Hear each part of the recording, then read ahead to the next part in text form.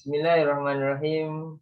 Assalamualaikum warahmatullahi wabarakatuh dan salam sejahtera. Alhamdulillah wassalatu wassalamu ala Rasulillah wa ala alihi wa sahbihi wa mawalah. Qala rabbi shrah li sadri wa yassir li amri wa hlul 'uqdatam min lisani yafqahu qawli, amma ba'd. Syukur kita kepada Allah Subhanahu wa taala pada hari ini dapat lagi kita berkumpul secara maya atas talian untuk sama-sama kita akan mendengarkan taklimat daripada pengurusan asrama Yayasan Selangor Kelang. Sebelum itu, yang dihormati Puan Haja Nur Razak binti Ashari selaku Ketua Bahagian Asrama Yayasan Selangor Kelang, yang dikasihi anak-anak murid-murid tingkatan 1 AYSK ambilan yang kedua, seterusnya ibu bapa, tuan-tuan, puan-puan yang dirahmati Allah sekalian. InsyaAllah, hari ini kita akan mendengarkan beberapa informasi dan perkongsian berkaitan dengan bagaimana kehidupan anak-anak di asrama, pengurusan pembelajaran dan hal-hal yang berkaitan tentang asrama Yayasan Selangor Kelang. Tanpa melengahkan masa, dengan ini majlis menjemput dan silakan Puan Haja Nur Razak binti Ashari untuk terus berkongsi berkaitan dengan AYSK, Asrama Yayasan Selangor Kelang. Dipersilakan. Terima kasih kepada Ustaz Wafi. Assalamualaikum warahmatullahi wabarakatuh. Pertama sekali saya ucapkan selamat datang kepada semua anak-anak tingkatan 1 ambilan yang kedua. Tahniah kerana anda semua telah terpilih oleh Yayasan Selangor untuk menjadi salah seorang daripada warga asrama Yayasan Selangor Kelang. Begitu juga sebagai anak-anak di bawah tajaan Yayasan Selangor. Yang dikasihi, dihormati ibu bapa semua, terima kasih kerana bersama-sama meluangkan masa pada hari ini untuk bersama-sama dengan anak-anak, tuan-puan, bagi mendapatkan sedikit gambaran ya, secara kasar berkaitan dengan asrama Yayasan Selangor Kelang dan apakah dia perkara-perkara yang perlu tuan-puan dan anak-anak tahu ya sebelum melangkah masuk ke asrama Yayasan Selangor Kelang ini. Okay, seperti sebelum ini yang telah ditaklimatkan secara ringkas pada hari Isnin lalu, 1 November, di mana pihak pengurusan asrama telah memberi sedikit sebanyak taklimat ringkas berkaitan dengan proses kemasukan. Okay, itu adalah perkara asas ya untuk semua anak-anak dan ibu bapa lalui apabila melangkah masuk ke kawasan asrama. Cuba pada hari ini apa yang nak dijelaskan kepada anak-anak dan tuan-puan semua adalah perkara-perkara yang berkaitan dengan kehidupan di asrama dan juga apakah yang ada di asrama Yayasan Selangor Kelang ini. Begitu juga dengan sedikit maklumat yang berkaitan dengan peranan pelajar, peranan ibu bapa sepanjang anak-anak menjadi ataupun anak-anak di bawah tajaan Yayasan Selangor Kelang. Jadi saya ingin berkongsikan ya dengan beberapa slide ya untuk makluman semua. Okey.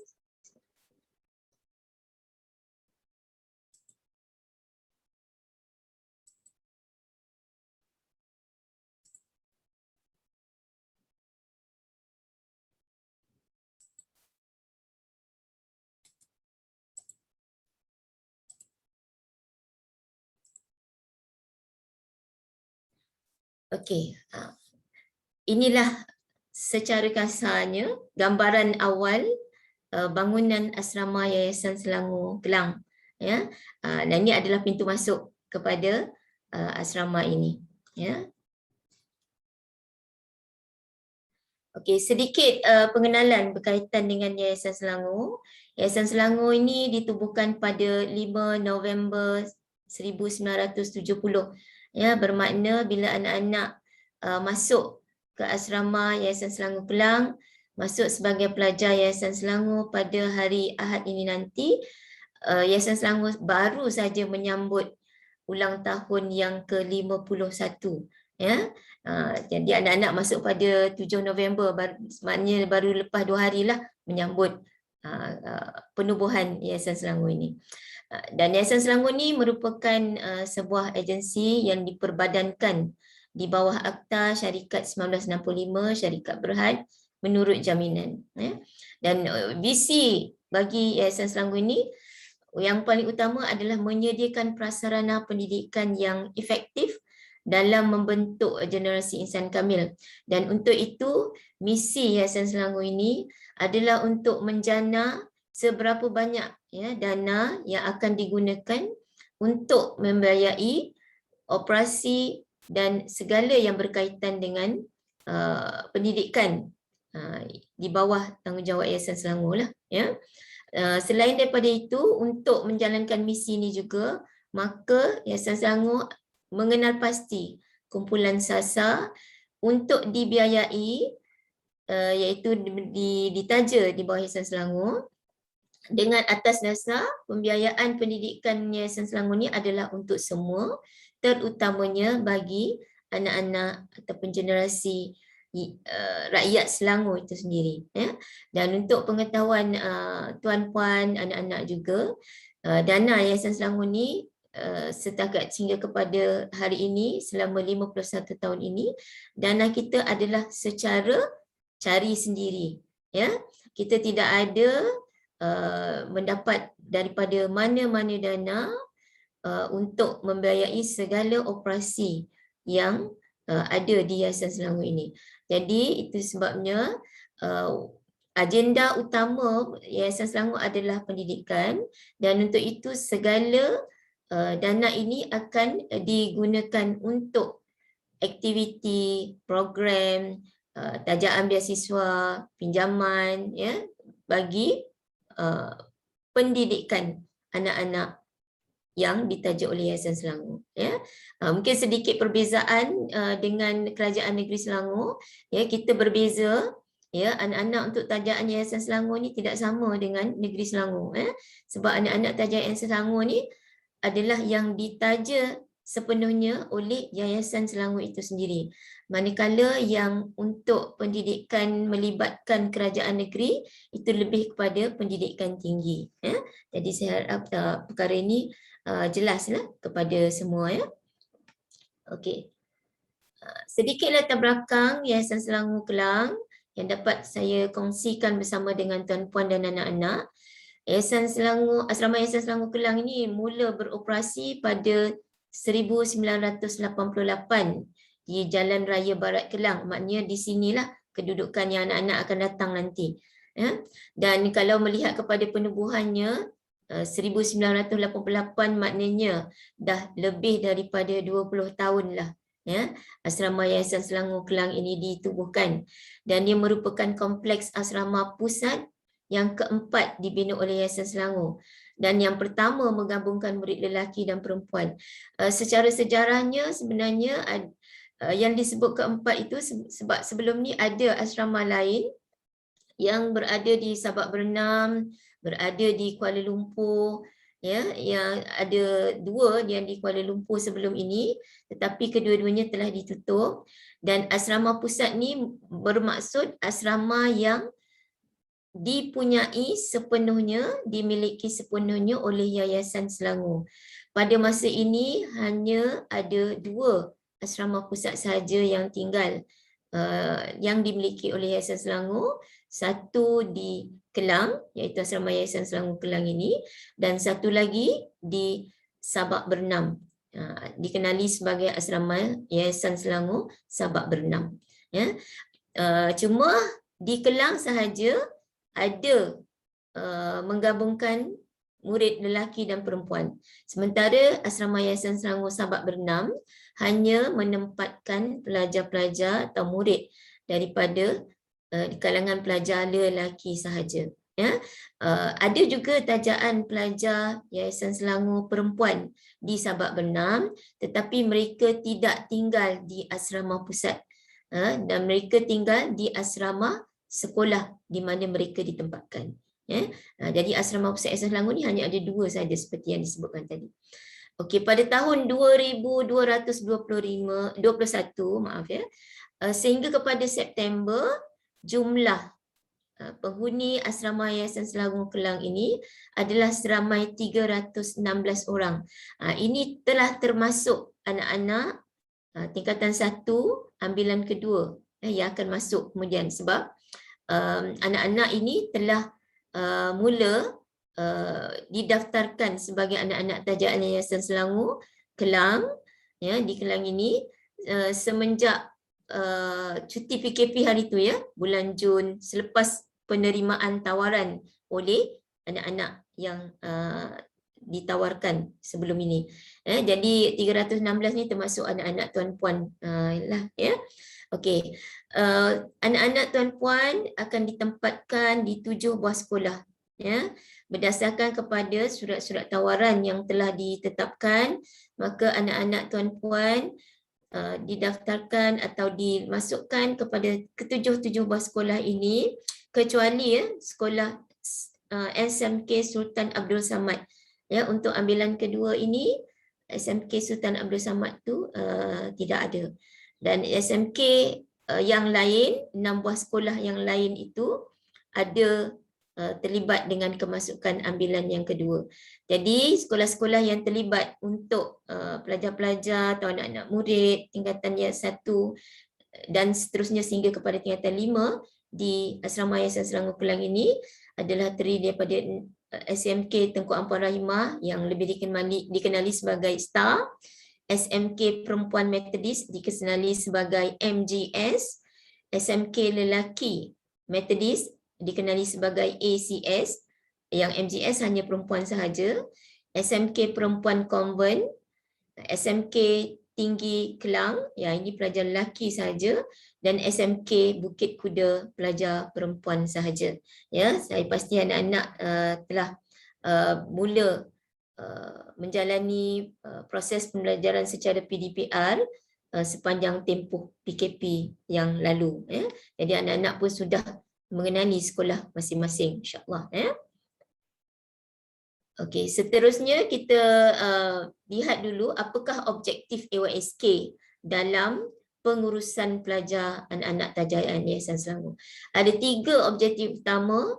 Yang pertama berkaitan dengan pembangunan sasiah individu. Ini yang paling basic, asas penting untuk semua anak-anak faham apakah objektif sebenar asrama dalam menguruskan anak-anak ini. Anak-anak akan dibimbing, dididik dalam aspek sasiah masing-masing, bersikap jujur, bertanggungjawab, bekerja keras untuk berjaya, berfikir secara kreatif, berpengetahuan, bermaklumat, kompeten dan juga efektif. Ya.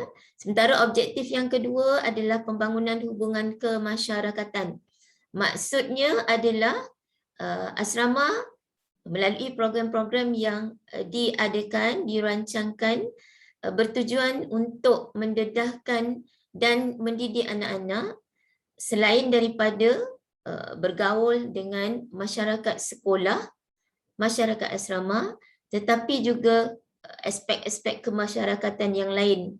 Ya, dengan ini perlu ada semangat berpasukan, semangat dan kemasyarakatan sivik, nilai dan akhlak yang baik dalam setiap diri anak-anak, dan paling penting sekali adalah bertanggungjawab atas nilai dan hak orang lain. Kerana bila berada di asrama, bila kita berhubung dengan pihak yang lain, kita akan berjumpa dengan pelbagai kerana pelbagai aktiviti dan pelbagai tanggungjawab yang perlu dihadapi dan dikongsikan bersama-sama. Bukan hanya untuk diri sendiri, tetapi bersama juga dengan orang lain.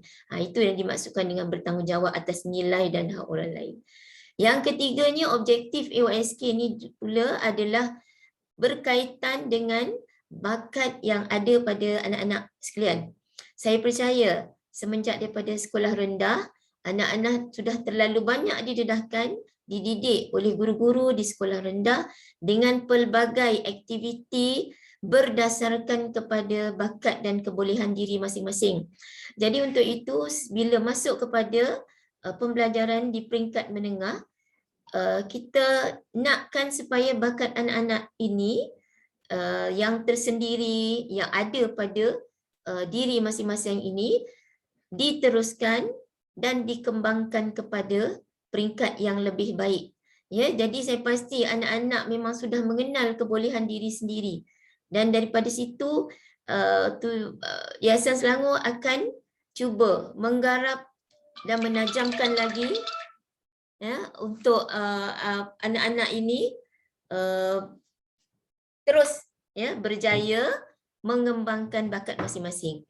Dan di asrama ini sendiri kita ada program-program yang berkaitan dengan bakat ini, yang tujuannya adalah untuk memastikan supaya anak-anak ini mampu ya secara sendiri atau secara berkelompok sentiasa bersedia, berdisiplin, kembangkan ilmu kemahiran dan mempunyai jati diri serta identiti diri yang unggul bagi membentuk seorang pelajar Yayasan Selangor yang berbakat, berkaliber, berkebolehan, berani dan sentiasa ingin meningkatkan potensi diri masing-masing. Ya, jadi itu yang dikaitkan dengan pembangunan bakat yang menjadi salah satu daripada objektif Asrama Yayasan Selangor Kelang. Okey, di sini ada gambaran berkaitan dengan prasarana dan kemudahan-kemudahan yang boleh anak-anak tuan-puan perolehi bila menginap di Asrama Yayasan Selangor Kelang. Kita ada blok pentadbiran yang menempatkan pejabat, ruang lobi serta kelas-kelas prep. Ya, anak-anak bila waktu prep mereka akan berada pada bilik-bilik yang disediakan supaya mereka boleh menumpukan perhatian untuk belajar secara sendiri dan juga fokus dengan tugas yang diberikan oleh sekolah dan juga guru-guru lah. Okey, yang keduanya ada gambaran blok asrama puteri. Itulah rupa blok asrama puteri yang akan diduduki oleh anak-anak puteri kita. Begitu juga dengan blok asrama putera. Kita ada 2 blok sahaja untuk putera dan puteri. Seterusnya, ini adalah gambaran di dalam dom putera dan di dalam dom puteri. Ya, dan pada masa ini semua katil-katil yang disusun untuk anak-anak tuan-puan adalah berbentuk katil single. Ya, bukannya katil double. Ya. Sebelum ini memang disusun dalam bentuk double decker, tetapi pada masa sekarang berdasarkan kepada SOP dan sebagainya, maka kita telah susunkan dalam bentuk single bed. Ya. Okey, kita ada ruang lobi dan di situ gambaran bawah tu adalah kemudahan, iaitu kemudahan pengangkutan di mana anak-anak akan menggunakan pengangkutan bas dan juga van untuk pergerakan pergi dan balik sekolah. Seterusnya ini juga kemudahan-kemudahan yang lain seperti kemudahan untuk permainan, ada gelanggang bola jaring, gelanggang futsal. Untuk aktiviti kerohanian kita ada surau, pusat sumber untuk menjalankan program ataupun digunakan kepada pelajar-pelajar yang nak membuat ulang kaji ya di pusat sumber. Kita ada sediakan pusat sumber dan di bawah tu adalah dewan makan, dan dewan makan pada hari ini mematuhi sepenuhnya SOP yang telah ditetapkan oleh pihak Kementerian Pendidikan Malaysia. Ini seterusnya juga gambaran lain, pos kawalan keselamatan pintu masuk. Inilah merupakan pos yang pertama yang anak-anak akan jumpa dan lalui ya untuk melapor diri, masuk, keluar, pergi, balik daripada asrama. Ya. Dan rumah kaki tangan disediakan untuk kaki tangan residen yang tinggal di dalam kawasan asrama dan seterusnya akan menguruskan hal ehwal anak-anak tuan-puan, terutamanya selepas waktu pejabat. Ya, sepanjang waktu pejabat maka bolehlah berurusan dengan pejabat asrama. Dewan utama kita boleh menempatkan kapasiti maksima 400 orang, ya, untuk menjalankan apa-apa juga aktiviti. Dan di sini juga dewan digunakan sebagai gelanggang permainan badminton dan juga sepak takraw tertutup, ya, untuk anak-anak tuan-puan beriadah.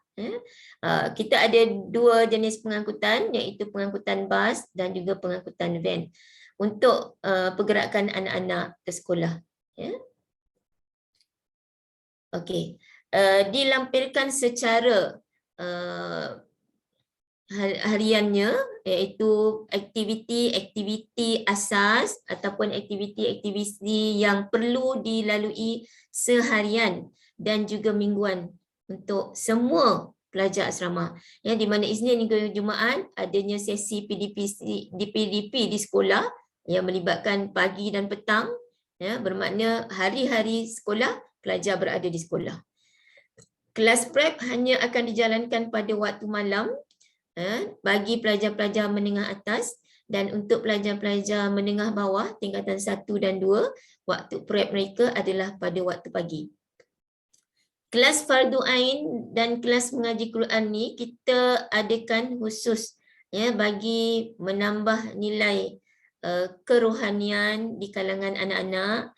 Jadi ini dikendalikan oleh Ustaz Wafi, yang akan mengadakan atau menjadualkan kelas-kelas fardu ain ini berdasarkan kepada kumpulan-kumpulan tertentu pelajar lah, ya.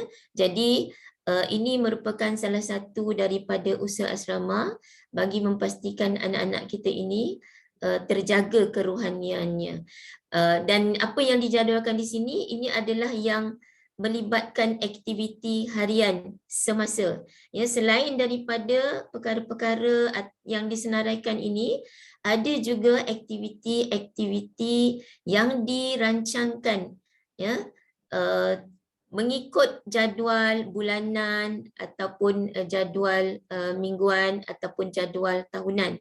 Ya, yang dipaparkan di sini adalah aktiviti harian, ya. Contohnya ada aktiviti Qiyamul Lail yang dijalankan insya-Allah, ya, sebulan 2 kali. Untuk aktiviti co-curriculum sama juga ada aktiviti-aktiviti seperti kelab taekwondo, kelab gamelan, kelab debat dan pidato dan juga kelab choir. Untuk semua kelab-kelab gamelan, debat dan pidato, choir ni semua adalah kelab-kelab yang memang ditubuhkan yang dimaksudkan dengan perkembangan bakat tadi. Ya, dan contohnya latihan taekwondo itu adalah satu latihan yang kita menggunakan tenaga latihan daripada luar, bukannya di kalangan pelajar, di kalangan kaki tangannya. Jadi mana-mana anak-anak yang berminat dan mana-mana anak-anak yang memang sudah ada pernah, ya, menjalani latihan taekwondo ini, sama ada nak teruskan atau nak kembangkan lagi kemahiran, bolehlah menjadi ahli kelab taekwondo asrama. Ya. Untuk kelab gamelan, okey, kelab gamelan ini memang terhad, ya. Kita tidak dapat menyediakan ataupun membuka ruang untuk kelab gamelan ini untuk semua pelajar. Tetapi kepada mereka-mereka yang berminat, akan ada pemilihan-pemilihan tertentu, dan anak-anak yang berminat dengan permainan seni gamelan ini mestilah anak-anak yang memang berminat untuk menjalani latihan, mengikuti program-program di dalam dan di luar asrama. Untuk pengetahuan ibu bapa, anak-anak, kumpulan-kumpulan gamelan yang sedia ada di asrama pada waktu ini adalah mereka-mereka yang memang diberi latihan khusus. Kita bekerjasama dengan pihak Aswara, dan anak-anak ini setelah diberi latihan formal akan diberi sijil. Jadi anak-anak ni bukanlah bermain suka-suka macam tu saja. Tapi mereka diberi kemahiran dan sijil kelayakan untuk bermain. Dan begitu juga dengan aktiviti kelab gamilan ini, seperti sebelum ini, pihak Asrama Yayasan Selangor Kelang mewakili Yayasan Selangor telah bertanding dalam pertandingan gamilan peringkat antarabangsa dan alhamdulillah kita mencapai pingat perak. Jadi anak-anak yang berminat pada aktiviti seni gamilan ini bolehlah berjumpa dengan guru penasihatnya nanti untuk turut serta menjadi ahli. Bagi debat dan pidato, Yayasan Selangor setiap tahun kecuali tahun 2020 sebab disebabkan oleh pandemik, Yayasan Selangor akan menjadi penganjur kepada program pertandingan debat dan pidato peringkat kebangsaan. Asrama Yayasan Selangor Kelang ini juga telah lebih kurang 10 kali menjadi tuan rumah kepada program pertandingan debat dan pidato peringkat kebangsaan. Bermakna pesertanya daripada seluruh negeri di Malaysia. Jadi ambillah peluang kepada anak-anak. Saya percaya ada anak-anak yang berbakat sebagai pemidato bahasa Melayu atau bahasa Inggeris untuk sama-sama menjadi ahli kelab ini, dan kembangkanlah bakat anak-anak dalam kemahiran berdebat dan pidato ini. Bagi kelab choir pula, kelab choir ni pada satu lagi aktiviti seni yang ada di AYSK, dan mana-mana pelajar yang berminat dalam bidang nyanyian, kita asah untuk berada dalam kumpulan choir ini. Dan kumpulan choir kumpulan gamilan ini bukan setakat mengembangkan bakat anak-anak ni nanti di peringkat asrama sahaja, tetapi ada juga sekiranya program-program atau majlis-majlis besar anjuran Yayasan Selangor, mereka ni turut sama dijemput hadir. Jadi di situ akan mendedahkan anak-anak kepada pihak-pihak yang lain bersikap berani dan juga yakin berdepan dengan selain daripada kawan-kawan di asrama sahaja. Jadi itulah kelebihan sekiranya anak-anak boleh menyertai kelab-kelab yang ada di asrama sekarang ini. Okey, program perhimpunan pelajar harian tetap ada, dan kita juga akan mengadakan program perhimpunan bulanan bagi menyampaikan sebarang perkara semasa kepada anak-anak dan pelajar-pelajar semua. Okey, itu berkaitan aktiviti asrama. Okey, kita masuk kepada perkara-perkara yang perlu anak-anak dan tuan-puan tahu berkaitan dengan hal ehwal murid asrama Yayasan Selangor Kelang. Yang pertama sekali sudah pasti berkaitan dengan peraturan asas penghuni asrama. Jadual asrama seperti yang tadi telah disebutkan, ada harian, ada mingguan dan juga ada bulanan. Dan semua jadual termasuk juga program-program ini wajib dipatuhi untuk harian, mingguan dan bulanan.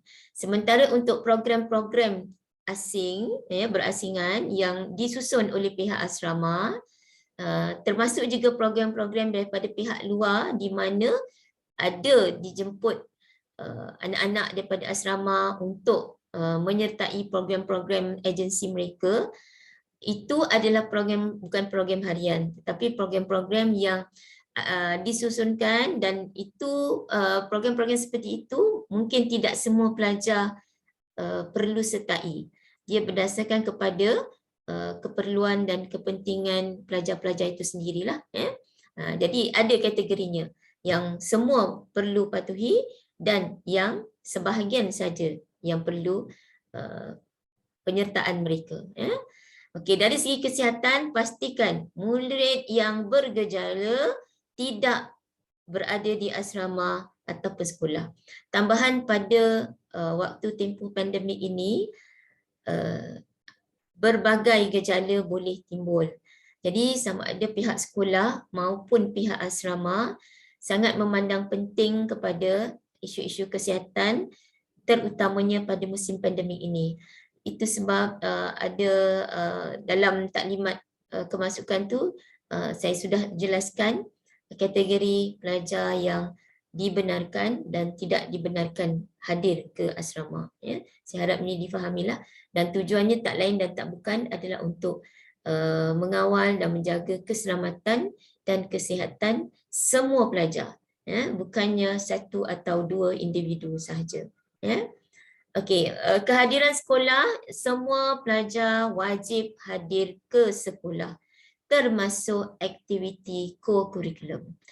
Pada masa ini, aktiviti co-curriculum bukanlah seperti aktiviti co-curriculum seperti sebelum pandemik. Semua berlaku secara bersemuka atau sebagainya.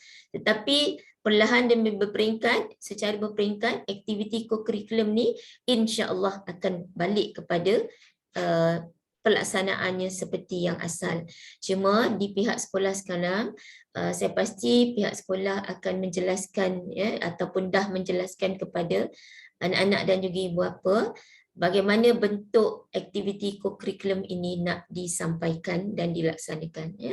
Semua kehadiran ke sekolah pasti akan direkodkan, dan kehadiran sekolah, aktiviti-aktiviti kehadiran sekolah dan juga aktiviti-aktiviti yang melibatkan tata tertib sememangnya sangat diambil berat.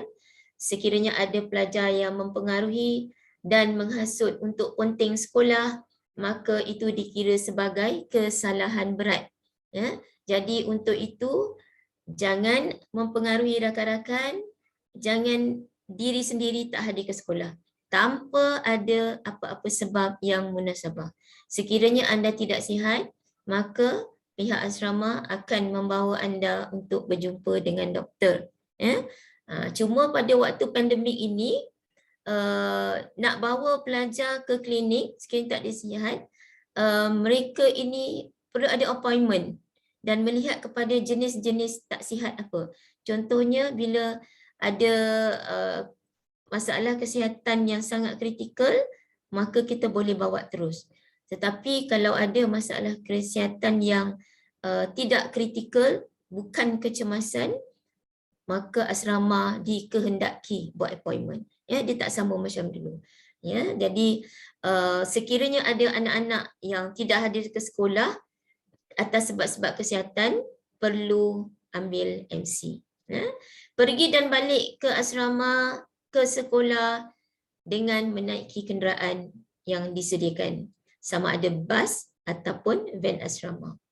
Jadi pastikan anak-anak mengikuti masa yang ditetapkan untuk setiap kali pergerakan pergi dan balik ke asrama atau ke sekolah. Okey. Pencapaian akademik. Akademik anak-anak ini akan dilihat sepanjang tahun, dan pencapaian yang paling penting adalah pencapaian pada peperiksaan akhir tahun mestilah memenuhi syarat yang ditetapkan oleh Yayasan Selangor. Iaitu mereka mesti mencapai 70% markah keseluruhan dan lulus mata pelajaran pada peperiksaan akhir. Okey, berkaitan dengan waktu lawatan keluarga, okey, apa yang dipaparkan di sini adalah waktu lawatan hari yang biasa sebelum pandemik, dan bila selepas pandemik keadaan menjadi normal seperti biasa, maka waktu lawatan keluarga adalah seperti yang dinyatakan di situ, iaitu hanya ibu bapa atau penjaga atau keluarga terdekat dibenarkan melawat di kawasan yang ditetapkan. Tuan-puan tidak boleh atau dilarang untuk memasuki blok asrama yang menempatkan anak-anak. Maka pihak asrama sudah menetapkan kawasan di luar blok untuk tuan-puan berjumpa dengan anak-anak pada waktu lawatan sekiranya hari Sabtu, hari Ahad dan juga cuti umum, bermula daripada pukul 10 hingga 6 petang sahaja. Yang pukul 6 petang ni yang biasanya kita lihat lawatan tu menjadikan bersambung lebih daripada 6 petang, dan ini tidak dibenarkan. Saya harap ibu bapa bekerjasama dalam hal ni. Waktu kelas, waktu prep, waktu kelas bimbingan tidak ada apa-apa perjumpaan boleh dibuat antara ahli keluarga dan juga pelajar. Kecuali ada kecemasan, contohnya kematian. Selain daripada itu, kalau atas apa-apa alasan yang lain, sekiranya ibu bapa nak berjumpa dengan anak, lebih baik kepada kebenaran hujung minggu. Ya. Kalau tak ada kecemasan malam, contohnya pada waktu break nak jumpa juga, kita akan lihat apa sebabnya, dan kebenaran itu hanya boleh jumpa anak-anak selepas kelas prep berakhir atau kelas bimbingan berakhir. Saya harap ini difahami oleh ibu bapa, ya. Sebab berdasarkan pada pengalaman, ada ibu bapa yang berkeras nak jumpa anak-anak, sedangkan pada waktu itu kelas prep, kelas bimbingan sedang berjalan dan ada guru-guru sedang mengajar.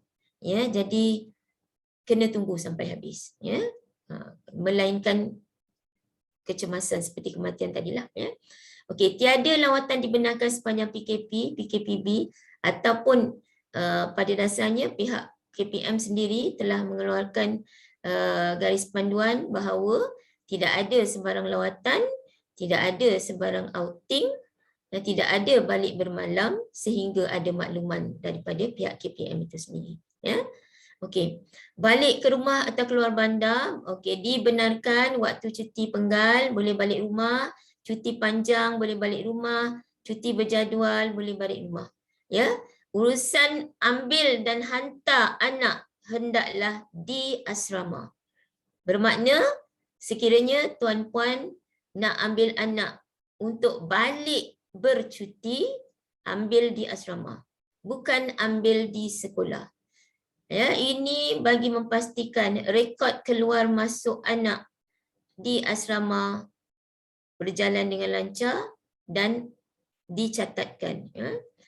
Kita tak mahu ada ibu bapa yang ambil anak-anak di sekolah, kemudian kami tercari-cari. Ya, sebab setiap hari akan ada roll call.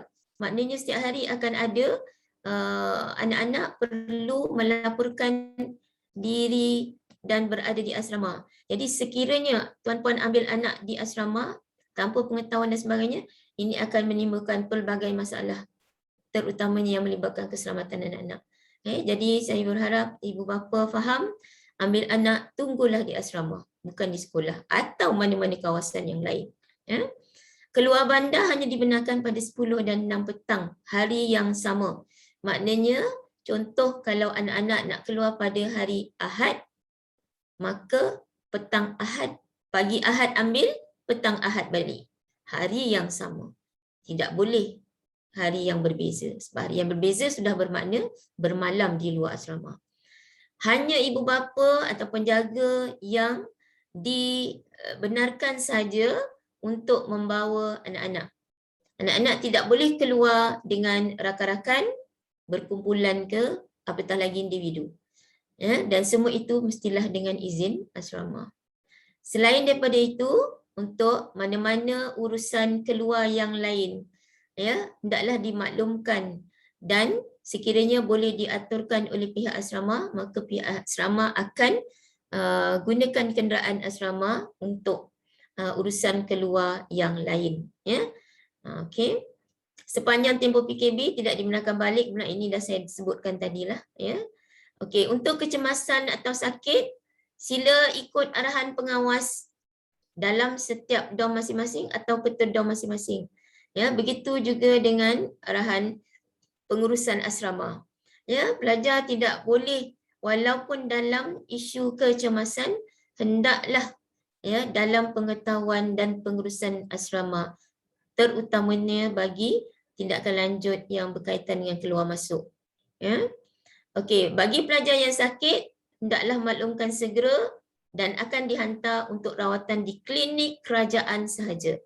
Okey, yang pertama sekali tindakan anak-anak. Sekiranya tidak sihat, benar-benar tidak sihat, ya, bukan tidak sihat yang disengajakan sebab tak nak pergi sekolah atau lambat bangun, itu bukan sakit, ya. Tetapi sekiranya benar-benar sakit, maklumkan segera kepada ketua dom, pengawas dan kalau tak sempat nak jumpa ketua dan pengarah, terus pergi ke pejabat dan maklumkan kepada pengurusan asrama bahawa anda sakit. Dan daripada situ, asrama akan hantar ke klinik, tapi klinik kerajaan saja. Bukannya klinik panel, ibu bapa, ataupun bukannya klinik swasta. Ya, hanya klinik kerajaan saja. Dan waktu, yang ini yang selalu pelajar terlupa dan leka, terlepas pandang. Waktu penghantaran ke klinik pun ditetapkan. Ya, pada mula 8:30 pagi, ya, untuk sesi pagi, bermakna untuk pelajar sekolah petang lah, tingkatan 1 dan 2, dan untuk waktu petang adalah pada pukul 3. Ya. Selain daripada itu, susah untuk diuruskan, ya, sebab dia ada kaitan dengan pihak klinik tu sendirilah. Ya, kalau kita lambat atau kita cepat, ini akan menyebabkan timbul masalah yang lain. Dan satu lagi ialah kenderaan asrama, van atau bas akan diminta bergerak pada bila-bila masa. Jadi sekiranya mana-mana masa tidak dipatuhi, dia akan dah jadi kacau bilau sikit lah. Jadi kita nak elak menyusahkan kepada pelajar yang lain pula. Jadi pastikan difahami tentang peraturan ni. Okey, seterusnya berkaitan dengan keluar asrama. Okey, keluar asrama yang dimaksudkan ini adalah keluar terus daripada asrama. Iaitu pelajar keluar asrama bermakna keluar sekolah. Bila keluar sekolah bermakna keluar daripada menjadi pelajar tajaan Yayasan Selangor di sekolah-sekolah di daerah Kelang lah. Ya. Okey, kalau sebab-sebab keluar yang kita biasa terima adalah atas kehendak sendiri. Ya, tak sesuai nak duduk asrama, dah cuba pun tak boleh, ya, dan masuk atau tinggal di asrama kerana dipaksa. Itu antara alasan-alasan yang diberi kepada pihak pengurusan asrama kenapa nak keluar. Seterusnya ada juga yang tidak capai syarat akademik atau disebabkan tindakan tata tertib yang dikenakan oleh pihak sekolah atau pihak asrama. Ya. Jadi untuk itu tidak capai syarat akademik ini yang tak capai 70%. Ya. Tak capai syarat, so dia nak keluar. Satu lagi tindakan tata tertib, sekolah akan dimaklumkan sekiranya anak-anak tuan-puan keluar daripada asrama disebabkan oleh tindakan tata tertib. Contohnya, hisap rokok bagi lelaki, membuli rakan-rakan. Bila siasatan telah dibuat dan didapati bersalah dan dikategorikan sebagai kesalahan berat ini tidak boleh tinggal lagi di asrama. Semasa keluar, setelah semua proses keluar asrama dilengkapkan, dan yang akhir sekali adalah berkaitan dengan yuran. Sekiranya bila keluar asrama, maka semua yuran yang tertangguh hendaklah dijelaskan sebelum keluar asrama. Okey, berkaitan dengan keuangan atau yuran asrama, yuran-yuran asrama tuan-puan dan anak dah dilampirkan dengan struktur yuran asrama, dah ketahui berapa jumlah bulanan yang perlu dibayar kepada pihak asrama, maka hendaklah menjelaskan yuran-yuran tersebut selewat-lewatnya 10 hari bulan pada setiap bulan. Ini bagi mengelakkan ada tertangguh, ya, bayaran pada bulan-bulan berikutnya. Jadi cuba selesaikan, ya, untuk bayaran yuran di asrama sebelum 10 hari bulan. Dilarang simpang wang tunai yang banyak. Maklumlah ada ramai beratus pelajar di dalam asrama ini, rambut sama hitam tapi hati lain-lain. Kita doakan dan kita berharap anak-anak Yayasan Selangor ni semua mempunyai nilai-nilai murni. Sekiranya ada ternampak wang tunai yang mungkin tercicir oleh rakan-rakan tidaklah diambil untuk diri sendiri, melainkan dipulangkan atau kepada tuan punya, atau sekurang-kurangnya diserahkan kepada pihak asrama untuk kita serahkan semula kepada anak-anak yang ada berlaku keciciran dan kehilangan duit. Tetapi untuk mengelakkan itu semua, sebagaimana saya dah maklumkan dalam taklimat pada malam Isnin yang lalu, sebaiknya janganlah ada banyak duit dibekalkan kepada anak-anak. RM30 insya-Allah mencukupi. Janganlah sehingga kepada nilai ratusan ringgit. Ini sangat bahaya. Kadang-kadang mungkin langkah-langkah keselamatan pihak asrama sudah menyusunkan, memaklumkan, memberi panduan bagaimana nak menyimpan duit ni. Tetapi mungkin masa terlalai, anak-anak contohnya nak pergi mandi, dompet letak atas tilam, terdedah, dan ini mengundang kepada kejadian-kejadian kecurian dan kehilangan. Setakat ini di asrama ia adalah terkawal. Tapi walau bagaimanapun keselamatan wang ringgit, harta benda anak-anak adalah tanggungjawab sendiri sebenarnya. Jadi ambil langkah-langkah keselamatan tersebut. Pelajar dilarang berhutang dan memberi hutang. Yang ini saya nak jelaskan secara serius. Kenapa? Sebab ada berlaku pelajar berhutang dan memberi hutang ni. Mungkin duit yang diberi oleh ibu bapa tak cukup, kerana dalam anak-anak membesar ini kita faham kadang-kadang mereka perlu makan lebih daripada apa yang ada di dewan makan yang disediakan.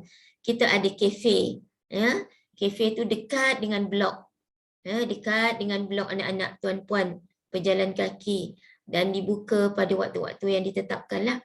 Jadi mereka ada keinginan untuk membeli. Bila ada keinginan untuk membeli, kadang-kadang terlebihlah belanja daripada apa yang mak ayah bekalkan. Jadi mereka di sini berhutang, pinjam duit kawan, mungkin jumlahnya sedikit, setakat RM1 atau sebagainya, tetapi kita tidak mahu perkara ini dijadikan amalan. Dan satu lagi, dia memberi masalah juga nanti menanggung hutang, dan kepada pemberi hutang itu sendiri akan berlakulah perkara-perkara yang tidak diingini, seperti duit pun makin sedikit, semasa dia nak guna, tiba-tiba nak guna tak ada. Jadi kita nak mengelak perkara-perkara tersebut daripada berlaku. Saya berharap untuk sejumlah wang yang dibekalkan oleh ibu bapa nanti, berilah yang sewajarnya untuk anak-anak berbelanja. Kalau untuk dewan makan, semua dah ada seperti yang saya dah nyatakan, bermula daripada sarapan pagi. Kalau anak-anak untuk tingkatan 1 dan 2, ada minum pagi, makanlah, minumlah yang telah disediakan itu. Yang nak beli di kafe tu mungkin yang lain, tetapi janganlah sehingga kita kerana nak membeli, nak merasa makanan yang berlainan setiap hari, jadi kita bazirkan pula yang disediakan. Okey, amalan membazir itu adalah amalan syaitan. Jadi janganlah kita amalkan, ya. Okey, tindakan tata tertib dan lain-lain hal. Okey, tindakan tata tertib, kita ada buku peraturan asrama. Jadi semua tindakan tata tertib bagi mana-mana kesalahan ringan, sederhana atau berat, segala tindakan sekiranya ia berlaku adalah berpandukan kepada buku peraturan asrama. Dan itu untuk kesalahan-kesalahan yang berlaku di dalam asrama semasa anak-anak berada dalam kawasan asrama. Tapi sekiranya berlaku di sekolah, maka segala tindakan, siasatan dan juga keputusan adalah di bawah kuasa pihak sekolah. Pihak asrama hanya dimaklumkan, tetapi pihak asrama tidak akan mengganggu proses yang dijalankan oleh di sekolah. Seperti kebiasaan sebelum ini sekiranya ada, contohnya kes ponting sekolah, pihak asrama akan dipanggil dan kita akan berhubung atau bekerjasama dengan pihak asrama bagi menyelesaikan isu-isu yang ada. Setiap sekolah yang menempatkan pelajar Yayasan Selangor, ada seorang guru penyelaras di sekolah yang Yayasan Selangor lantik untuk menguruskan hal ehwal pelajar Yayasan Selangor sahaja daripada tingkatan 1 hingga 5. Jadi segala urusan yang berkaitan dengan sekolah ini, selain daripada terus kepada pentadbiran dan pengurusan sekolah, tetapi juga secara harian dan sebagainya, kita dapatkan maklumat daripada guru penyelaras yang telah dilantik itu. Jadi tuan-puan tak perlu bimbang sekiranya di sekolah ada juga guru lantikan Yayasan Selangor yang melihat perkembangan dan hal ehwal anak-anak tuan-puan di sekolah. Itu sebab seperti dalam taklimat saya yang sebelum ni, makluman-makluman berkaitan dengan kemasukan pelajar dan pengoperasian sekolah untuk yang akan datang ni, kita sentiasa berhubung dengan guru penyelaras sekolah. Okey, kesalahan yang dilakukan di sekolah ada di bab itu yang saya sebutkan tadi, dan saya berharap anak-anak jagalah nama baik Yayasan Selangor, nama baik Asrama Yayasan Selangor Kelang sepanjang anak-anak semua berada di sekolah. Sebab anak-anak semua diperhatikan. Dan untuk kemasukan anak-anak ke sekolah-sekolah ini pun berdasarkan kepada kuota yang diberi oleh Jabatan Pendidikan Negeri Selangor untuk sekolah-sekolah yang terpilih. Jadi bila sekolah-sekolah terpilih, maka Yayasan Selangor juga memilih anak-anak. Bermakna kalau anak-anak terpilih, anak-anak bertuah insya-Allah, dan dapat belajar di sekolah-sekolah yang memang dicadangkan oleh pihak Jabatan Pendidikan Negeri, dan sekolah-sekolah ini adalah insya-Allah adalah sekolah-sekolah yang baik. Okey. Seterusnya, Dasar Pengekalan Rancangan Khas Pendidikan Yayasan Selangor atau RKPYS. Okey, mulai pada tahun 2019, murid akan kekal di bawah program RKPYS bagi tempoh 3 tahun daripada tingkatan 1 hingga 3. Ini berkaitan dengan, ada kaitan juga dengan peperiksaan yang saya sebutkan tadi, 70% markah peperiksaan. Okey, untuk pengekalan di asrama, seperti yang disebutkan tadi, kekal daripada tingkatan 1 hingga tingkatan 3. Tetapi pencapaian prestasi tetap dilihat. Tetap perlu penuhi KPI 70% untuk tingkatan 1 hinggalah kepada tingkatan 3. Kerana apa? Kerana untuk keputusan peperiksaan 70% ini akan digunakan bagi pembayaran beasiswa.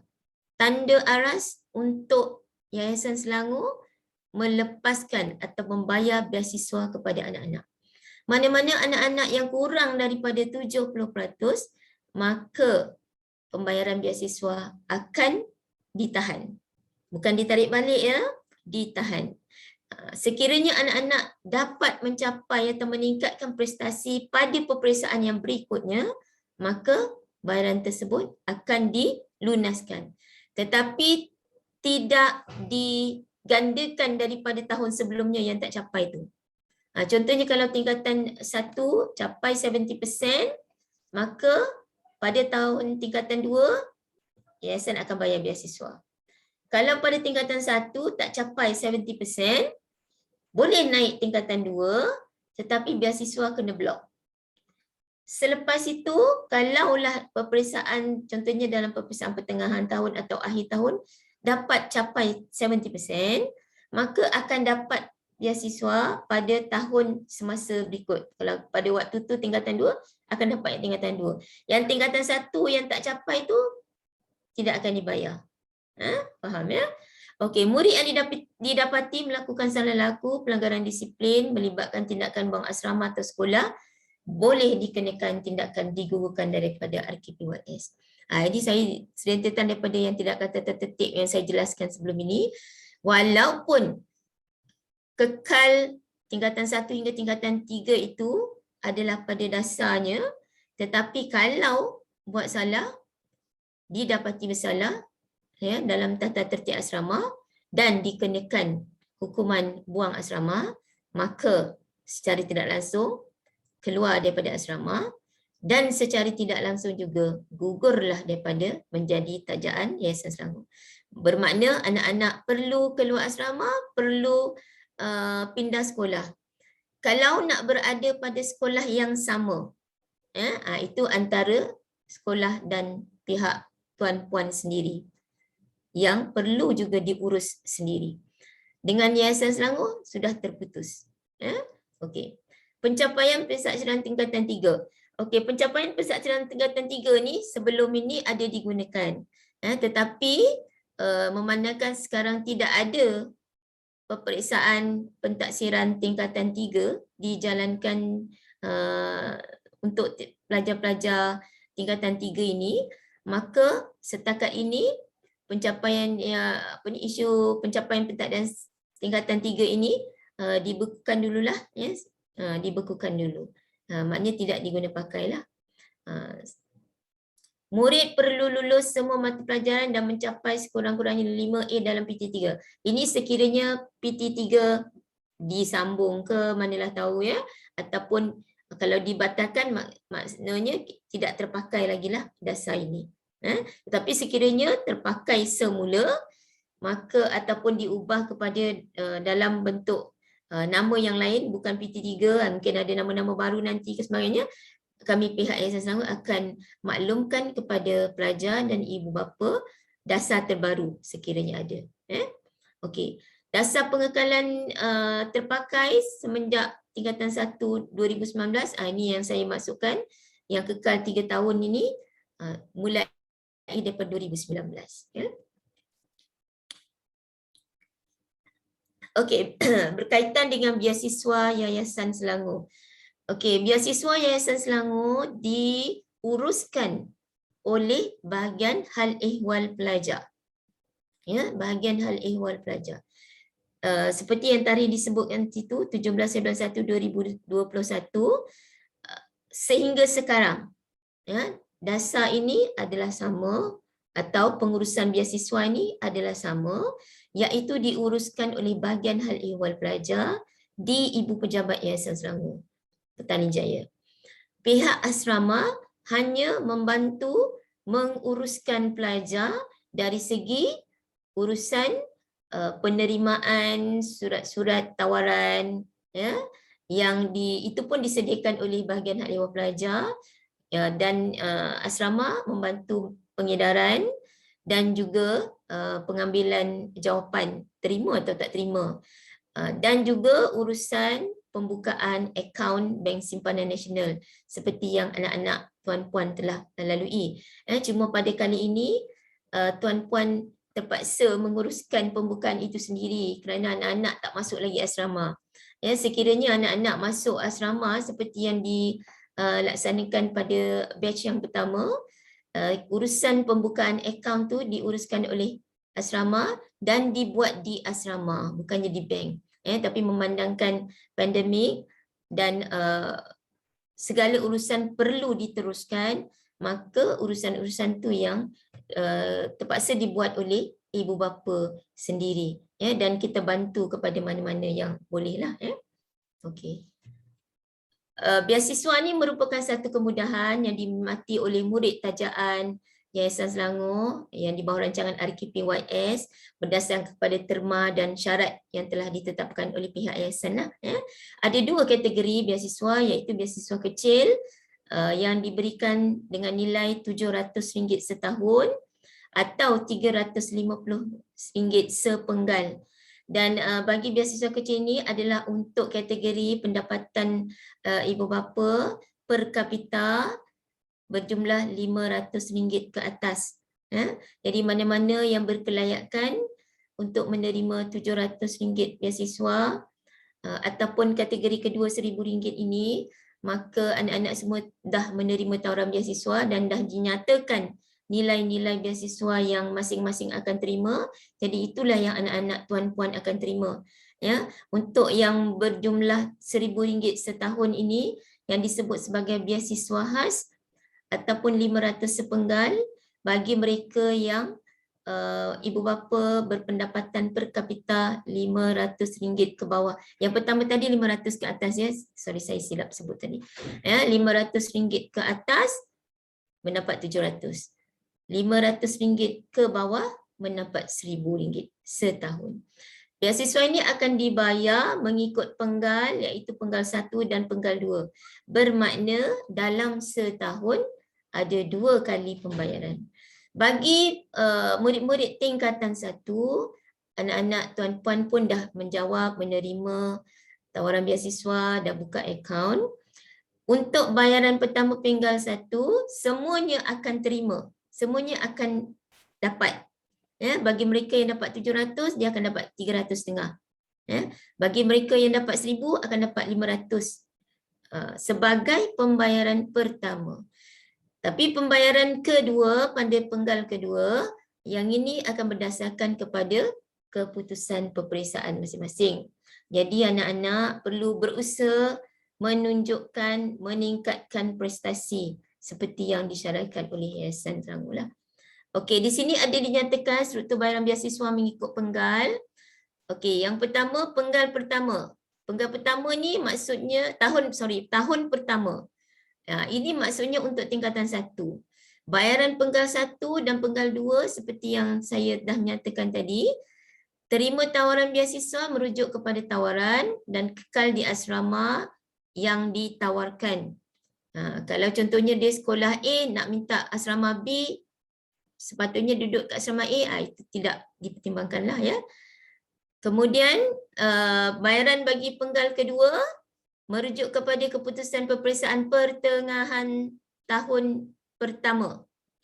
Mencapai minima 69.5% ke atas.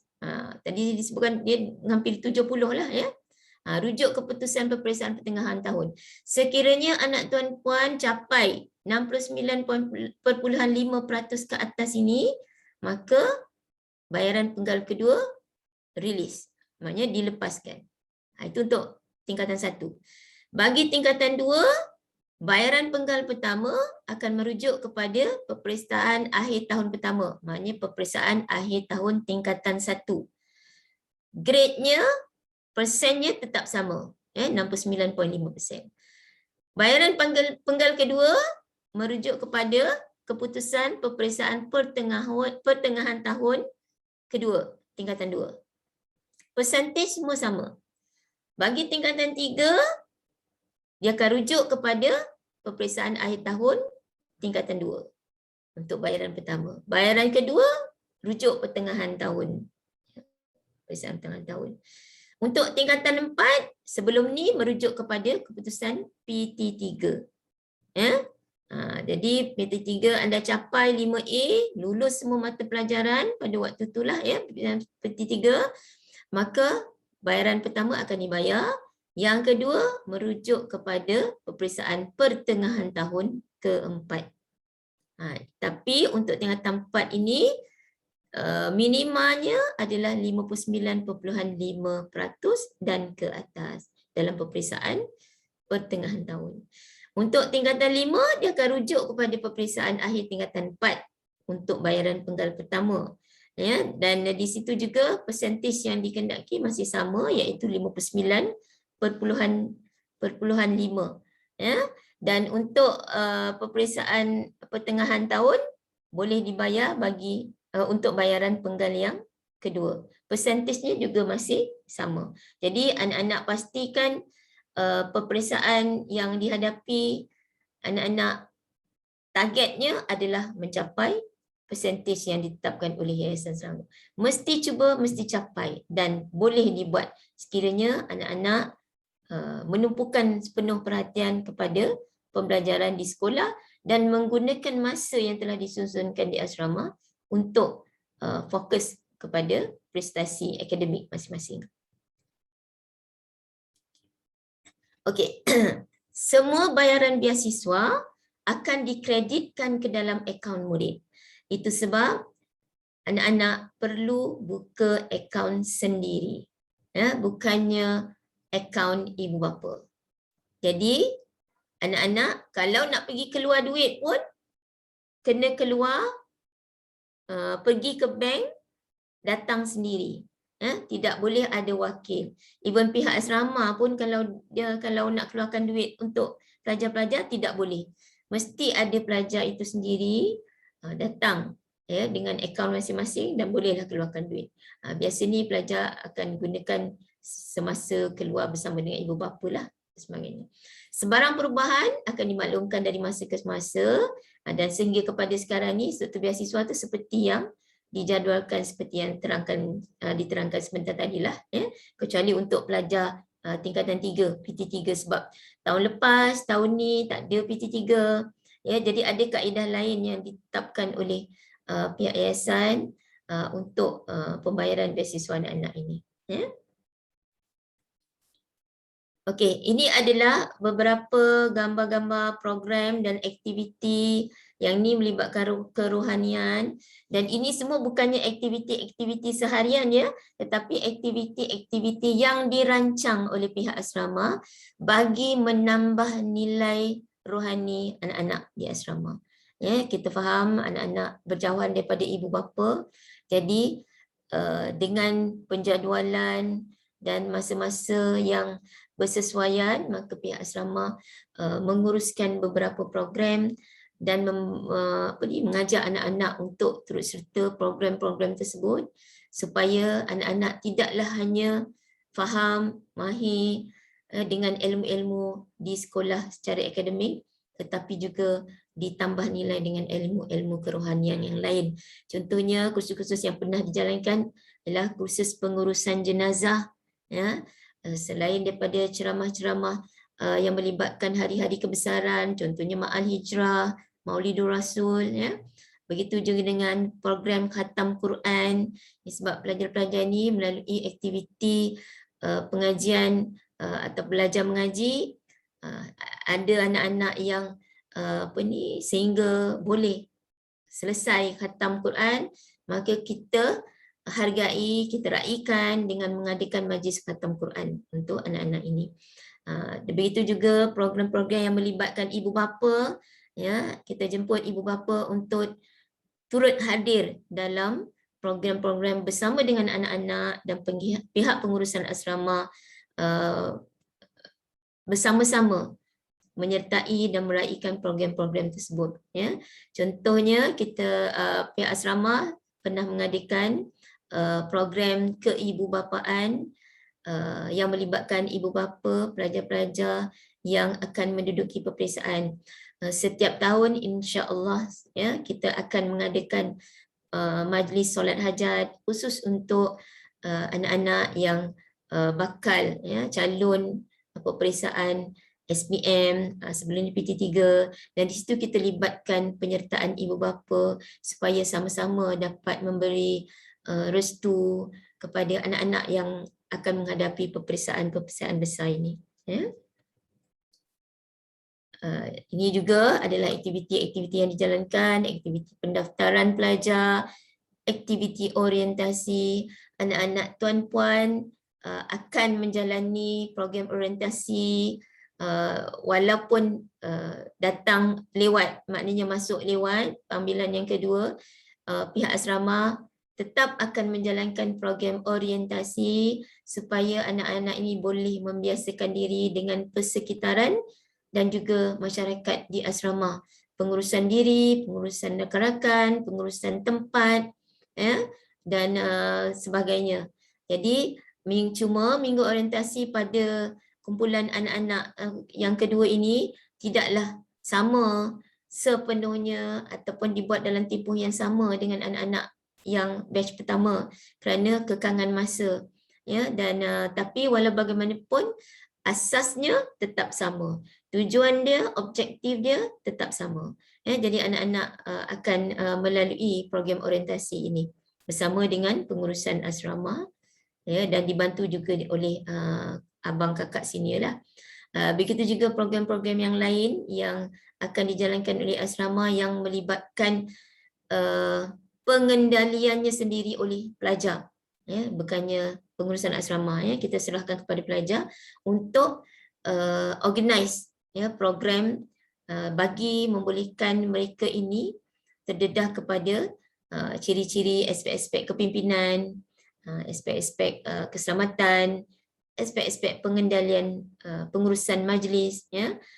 Dan pihak asrama juga pernah mengadakan kursus kepada anak-anak ini, kursus pengendalian majlis, ya. Nampaknya seperti tidak ada apa, tetapi sebenarnya kemahiran pengendalian majlis ni sangat penting untuk anak-anak, terutamanya dalam anak-anak nak mendepani cabaran dengan masyarakat luar selepas tamat belajar nanti. Jadi kemahiran-kemahiran ini walaupun kecil sangat penting untuk dikuasai dengan cara yang betul. Ya, anak-anak pastinya pada masa akan datang terdedah dengan pelbagai program-program rasmi di IPT, insya-Allah, ya, bila dapat meneruskan pengajian nanti. Jadi asas-asas seperti ini kalau pihak asrama PSN dapat beri, kita sangat berbesar hatilah anak-anak ini dapat gunakan pengetahuan dan kemahiran ini untuk kebaikan bersama, ya. Dan di bawah itu ada contoh gambar, ya, pertandingan debat pidato, ya, dan gambar kumpulan gamilan ini adalah gambar latihan ataupun kursus gamilan yang anak-anak sedang ikuti di Aswara, ya, Akademi Seni Warisan Negara, ya, di Kuala Lumpur. Biasanya lebih kurang 2 hari, ya, kursus ini dijalankan dan anak-anak ini akan diberi kelayakan sijil, ya, bermakna mereka dah mahir. Gambar yang di kanan sekali tuan-tuan tu adalah contoh kumpulan choir yang membuat persembahan pada majlis rasmi Yayasan Selangor. Jadi insya-Allah dengan program-program ini anak-anak ni akan lebih berkaliber, ya, sebagai pelajar Yayasan Selangor. Ini juga untuk aktiviti, kita tak lupa aktiviti sukan. Kita nampak itu anak-anak, ya, sukan yang ada gelanggang walaupun terhad, ya, gelanggang futsal, bola jaring, sepak takraw, badminton, tapi juga ada permainan kemudahan permainan indoor seperti carom ataupun pingpong, ya. Dan itu adalah gambar anak-anak kita yang menjalankan aktiviti sepanjang kemerdekaan, karnival sukan, ya. Dan karnival sukan ni bukan hanya melibatkan antara kawan rakan-rakan di asrama, tetapi karnival sukan Yayasan Selangor yang pernah kita buat adalah berjumpa dengan atau bersukan melalui pertandingan-pertandingan permainan yang disusunkan bersama dengan anak-anak di asrama pusat yang lain, ya. Okey. Di bawah tu ada contoh persijilan bagi anak-anak untuk kursus upgrade, ya, tali pinggang. Yang ini dijalankan oleh agensi luar bertauliah, ya. Okey, ini juga selain daripada pelajar sahaja, aktiviti-aktiviti ni juga melibatkan kaki tangan dan juga aktiviti-aktiviti di luar daripada asrama pun akan dianjurkan. Sebelum ini bahagian hal ehwal pelajar bagi pelajar-pelajar tingkatan 1 Yayasan Selangor, seluruh negeri Selangor akan berkumpul untuk mengikuti kursus jati diri anak-anak Yayasan Selangor. Dan itu adalah antara gambaran-gambaran aktiviti program jati diri anak-anak Yayasan Selangor. Tapi memandangkan pandemik pada masa ini, maka aktiviti dalam skala kumpulan besar masih belum boleh dijalankan. So aktiviti dalam sekumpulan kecil kita jika dibenarkan kita akan teruskan, ya. Dan contoh yang pernah dibuat adalah kursus kepimpinan pengawas asrama Yayasan Selangor, di mana anak-anak ini telah diberi kursus di luar Selangor dan berinteraksi dengan masyarakat antarabangsa, ya, yang kita lebih mudah kita sebut sebagai pelancong dan sebagainya. Jadi tujuannya adalah untuk memberi pendedahan kepada anak-anak ini sifat keyakinan diri, mampu, berani, kreatif, kritis bila berada bersama dengan masyarakat di luar, dan kita dedahkan ni khususnya kepada masyarakat antarabangsa. Maknanya bukan orang Malaysia. Alhamdulillah, ya, daripada program ini anak-anak daripada yang selama ini pasif, mereka dah menjadi lebih aktif, lebih berani untuk menyuarakan pendapat dan sebagainya, dan ini semua membantu sebab perkara-perkara ini anak-anak ini akan diberi sijil, dan alhamdulillah sijil-sijil ini digunakan untuk permohonan mereka masuk ke IPT dan sebagainya, ya, selepas SPM nanti.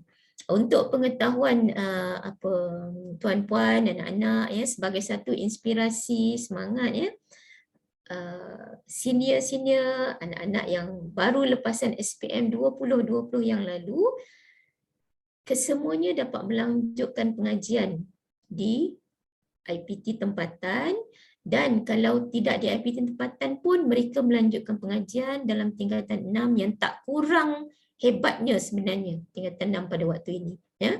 Jadi kami berharap dengan program-program, dengan aktiviti, dengan pendidikan dan pengurusan diri anak-anak yang akan dididik oleh pihak asrama ini nanti dapat membantu anak-anak menguruskan diri, menguruskan masa di sekolah, di asrama. Seterusnya, anak-anak boleh capai kejayaan cemerlang seperti abang-abang, kakak-kakak yang lepas. Ada ramai pelajar-pelajar, senior, alumni, daripada AYSK sendiri sahaja yang telah berjaya menjawat jawatan yang penting, menjadi orang yang berjaya dalam perniagaan atau sebagainya, ya, hasil daripada didikan-didikan yang pihak asrama beri dan diamalkan dengan baik, konsisten, ya, dan tidak ada dipermudahkan, ya, tidak ada yang tidak baiklah, ya. Dan saya dan pengurusan asrama cuma berharap, ya, anak-anak bila berada di asrama jadilah seorang yang cekal, ya, jadilah seorang yang sanggup, ya, berhadapan dengan apa juga masalah, ya. Okey. Ini antara program-program lah. Sebenarnya ini adalah program-program yang telah dirancangkan sepanjang tahun 2021 semenjak anak-anak batch pertama bulan April, Mei dan sebagainya, ya.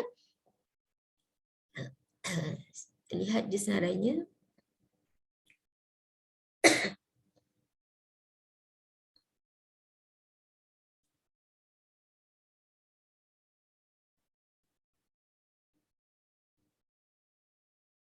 Ya, itu sajalah, ya, berkaitan dengan program-program yang telah disusun oleh pihak asrama pada tahun ini. Tetapi walau bagaimanapun, ya, kita tidak dapat menjalankan semua program-program itu susulan daripada situasi pandemik pada waktu ini.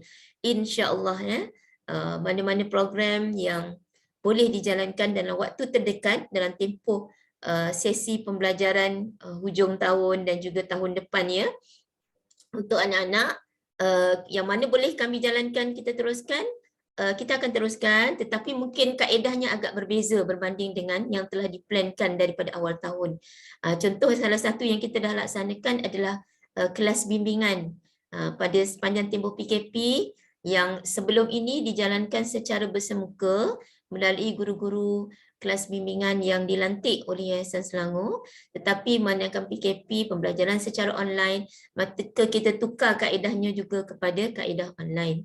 Ya, dan bermula daripada 1 November, memang kelas online bimbingan ini kita tangguhkan sehingga kepada tahun 2022. Dan saya berharap anak-anak melalui laporan-laporan kehadiran anak-anak ke kelas bimbingan online yang dianjurkan oleh Yayasan Selangor ni, pihak asrama berpuas hati walaupun ada sekali-sekala tu yang peratus kehadirannya turun, ya. Tapi tak apalah, kita pun faham dengan keadaan PDPR di sekolah, bermakna masa anak-anak ini begitu padat dengan jadual pembelajaran, tetapi saya nak mengucapkan tahniah, terima kasih, syabas kepada anak-anak yang konsisten hadir, ya, walaupun ada yang mengalami gangguan-gangguan lain dan sebagainya, tetapi tetap hadir, tetap cuba hadir. Dan tahniah juga, syabas juga kepada ibu bapa yang membantu memantau anak-anak ini sepanjang program tersebut dijalankan. Ya, jadi saya rasa itu saja yang dapat kami pihak pengurusan asrama menyampaikan kepada anak-anak, ya, ambilan kedua ini dan juga ibu bapa. Bila sudah masuk di asrama Yayasan Selangor, menjadi anak-anak tajaan Yayasan Selangor, kami tidak membezakan ambilan pertama, ambilan kedua, ambilan keberapa pun. Tetapi ada yang paling penting adalah pengurusan asrama akan sentiasa berusaha memberikan yang terbaik kepada anak-anak tuan-puan dari segi kemudahan, dari segi program dan sebagainya yang telah ditetapkan oleh Yayasan Selangor. Jadi untuk itu, bagi setiap pelajar, berusahalah menjadi pelajar yang terbaik, ya, jangan merasa ketinggalan di mana-mana. Sekiranya ada pun ketinggalan, catch up, ya, cepat-cepat kejar. Ya, semua adalah sama di asrama ni, sering saling bekerja sama, ya, untuk meningkatkan prestasi masing-masing, ya. Okey, dan seterusnya, walaupun baru masuk tetapi berhubung baiklah dengan semua rakan-rakan, tak kira senior ataupun junior ataupun yang sama, ya, dengan kamu sebaya, ya. Untuk ibu bapa pula, kami mengharapkan kerjasama daripada ibu bapa dalam mendidik anak-anak di asrama ini, kerana tugas pendidikan ini adalah tugas kita semua. Cuma tempatnya berbeza, caranya mungkin ada perbezaan, dan satu lagi perbezaan adalah anak-anak ini berada di depan mata tuan-puan ataupun di depan mata kami. Di depan mata kami, apa yang boleh kami rancang, kami susun, kami urus, insya-Allah kita laksanakan sebaik mungkin, bukan untuk individu tetapi untuk keseluruhan pelajar.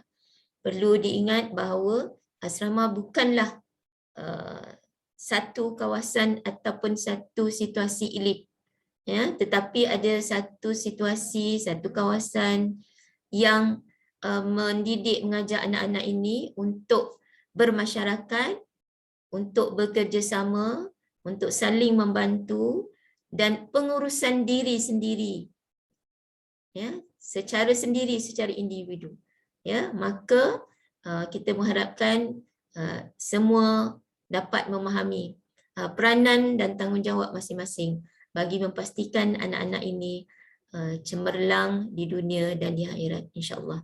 Itu saja daripada saya. Wabillahi taufiq wal hidayah. Assalamualaikum warahmatullahi wabarakatuh. Saya serahkan semula kepada pengerusi program, Ustaz Muhammad Nur Wafi. Terima kasih. Assalamualaikum. Waalaikumsalam warahmatullahi wabarakatuh. Majlis dengan ini mengucapkan ribuan terima kasih kepada Puan Hajiah Nur Razah atas taklimat perkongsian yang telah disampaikan sebentar tadi. Untuk itu, pihak pengurusan AYSK sekali lagi merakamkan terima kasih kepada tuan-tuan, puan-puan dan juga anak-anak yang kekal sehingga ke saat ini, dan AYSK sekali lagi melalukan kehadiran murid-murid tingkatan 1 ke asrama dan selamat menjalani kehidupan sebagai seorang pelajar di asrama. Okey. Itu saya sudahi taklimat ini dengan tasbih kafarah dan surah Al-As. Mudah-mudahan kita berjumpa di lain masa. Assalamualaikum warahmatullahi wabarakatuh. Sekian, terima kasih. Subhanakallahumma bihamdika asyhadu an la ilaha illa anta astaghfiruka. Bismillahirrahmanirrahim. Al-'asr innal insana lafi khusr illa alladziina aamanu wa 'amilus solihati wa tawasaw bil haqqi. Sekian, terima kasih.